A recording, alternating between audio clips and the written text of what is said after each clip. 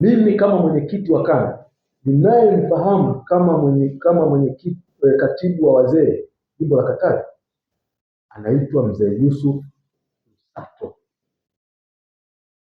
Huyu ndio kiongozi wa nafasi ambayo Mzee Daniel Mwamba Kalala amejipachika. Sasa kufanya haya ni makosa kwa mujibu wa sheria.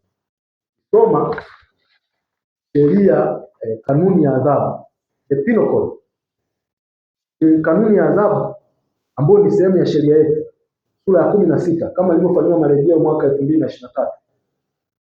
Kisoma kifungu cha 369 na kuendelea, kinaeleza jinsi ambavyo ni kosa mtu kujifanya yeye ni mtu fulani na kuweza kunufaika kwa kujifanya yeye ni mtu fulani kwa kutumia sheria hii. Inakataza na inatoa adhabu. Kwa hiyo ninataka kusema wazi kwamba kwa kuwa hii hali imekuwa ikiendelea, tuliona kanda ya Pwani, lakini waandishi ni mashahidi, kuna mtu wa Kibaha alijimpersonate na baadaye akaletwa mtu halisi ambaye alionekana yule amedanganya. Imekuwa hivyo sehemu mbalimbali. Sasa mimi kwenye kanda yangu, kwanza nataka nitoe onyo kwa mtu mwingine yeyote asirudie kufanya kitendo. Cha pili, kwa kuwa mimi ni wakili, ninataka kueleza umma kwamba hawa watu tutawachukulia hatua. Ni lazima tuwafikishe mahakamani kwa sababu wamekitweza chama, wamekidhalilisha chama na wanakishushia hadhi chama kwa kuongea maneno ya uongo na kujifanya wao ni viongozi wa Chadema wakati sio viongozi wa Chadema. Hawa watu tutawachukulia hatua za kisheria. Na nitamshauri makamu mwenyekiti John Wegesa Heche, kwa sababu wamemtaja na wamemshutumu, awachukulie hatua za kisheria kwa kuwafungulia kesi za madai ili wakayaeleze hayo mahakamani na wayathibitishe mahakamani. Kamshauri tafute mwanasheria wake uweze kufungua mashtaka ili kuhakikisha hali hii inakoma. Tunazo taarifa kwamba watu hawa wanapewa fedha, ili hao wanaowapa fedha wawape fedha za kutosha, wakijua mahakamani kule kuna fidia, wajiandae kwa fidia, lakini pia wajiandae kwa hekaheka za kuwa wanaenda mahakamani. Hatutawaacha hivi. Ni lazima hii tabia ikome ya kufanya vitu hivi. Unajifanya wewe ni mwanachadema, unajifanya wewe ni kiongozi wa Chadema wakati sio kweli. Hii hali ifike mwisho. Tutawachukulia hatua za kisheria ili wao watuambie, huyu Eliza Festo Sigala atueleze ni lini amerudi Chadema. Atueleza mahakamani. Alipokelewa na nani? Kwa utaratibu upi? Huo uongozi wa mkoa ambao amejitambulisha kwenye nafasi ya Chadema amepewa lini? Alichaguliwa kuteuliwa na nani? Baada ya kutoka Chauma atatuambia haya. Lakini pia Mzee Daniel Mwamba Kalala ajiandae kujibu haya maswali. Wakishindwa hawajibisha. Kwa hiyo hili nilitaka niliseme. Na niseme kitu kimoja. Ukiangalia hii trend, najiuliza pia kwa nini imekuwa watu wa Chauma ndio wanafanya. Inanipa maswali sana.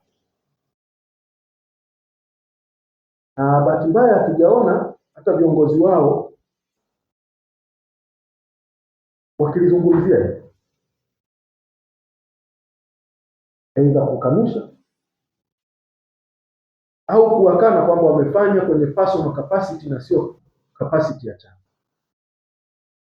Najiuliza sana na inafikirisha. Lakini kama haitoshi, ukiangalia huu mwenendo unaofanyika ambao wote wamekuwa wakiita vyombo vya habari wanamzungumzia Makamba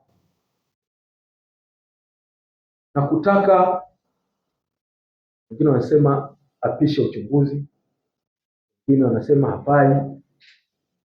Mambo mengi wamekuwa wakizungumza. Ukiangalia hii trend haina tofauti na trend ya wale wa Katoliki waliokuwa wanataka Padre Kitima aondolewe kwenye nafasi ya ukatibu wa Baraza la Maaskofu Tanzania baada ya Padre Kitima kuzungumzia swala la maridhiano na mauaji na kadhalika. Ukiangalia wale waliokuwa wanaenda kuimba mwamba na kujifanya wao ni Wakatoliki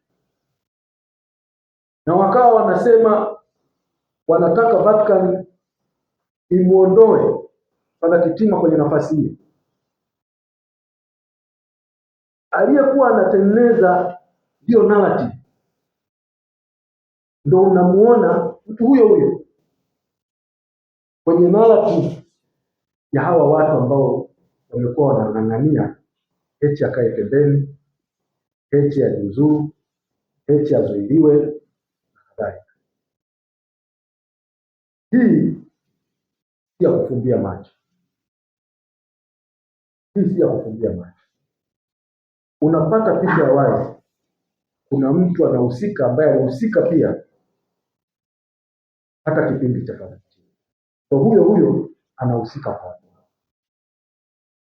Unajiuliza kwa nini watu wakizungumza kupinga vitu fulani lazima yatokee hayo makundi na kutaka watu hao waondolewe, wajiuzuru, wafanye nini? Ni kwa nini? Kwa hiyo ndugu waandishi wa habari na Watanzania, niliwaita hapa ili kuzungumzia haya mambo. Malize kwa kusema ninamuomba tena na ni rai yangu kwa DPP kuhakikisha kesi hizi zinazoitwa za ugaidi zinaondolewa na wananchi hawa waweze kuachiwa, waweze kurudi uraiani na kuendelea na maisha yao, kwa sababu kuendelea kuwaweka ndani hakuna tija kwa makosa ambayo si ya kweli. Lakini pia inaijengea taifa picha mbaya, kujitambulisha kwamba tuna ugaidi ni kitu kibaya, kitu kibaya. Na utashangaa kwa nini kuna kuwepo na ndimi mbili. Wapo wanaosema tuna ugaidi, alafu baadaye unamsikia waziri wa mambo ya ndani anasema hatuna ugaidi, tuna viashiria vya ugaidi. Kama una uashiria wa ugaidi, kwa nini washtaki watu kwa ugaidi? Nasema wapo wanaosema tuna ugaidi, halafu anaibuka kiongozi mkubwa serikalini, waziri wa mambo ya ndani, anasema hatuna ugaidi lakini tuna viashiria, halafu kuna watu wameshtakiwa kwa ugaidi. Na nimesema kwa mujibu wa sheria yetu ya ugaidi, the Prevention of Terrorism Act, ugaidi ni vitendo, ni vitendo. Kwa ninaomba DPP kwa kutumia mamlaka yake aweze mtanole awaachie watu.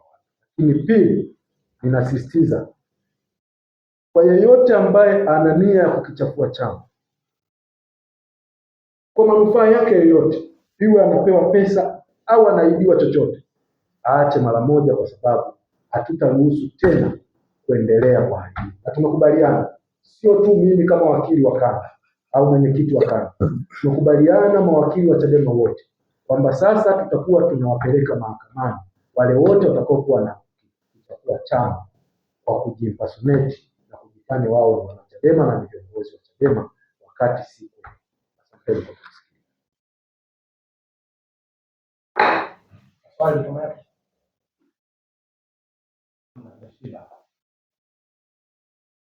Asante.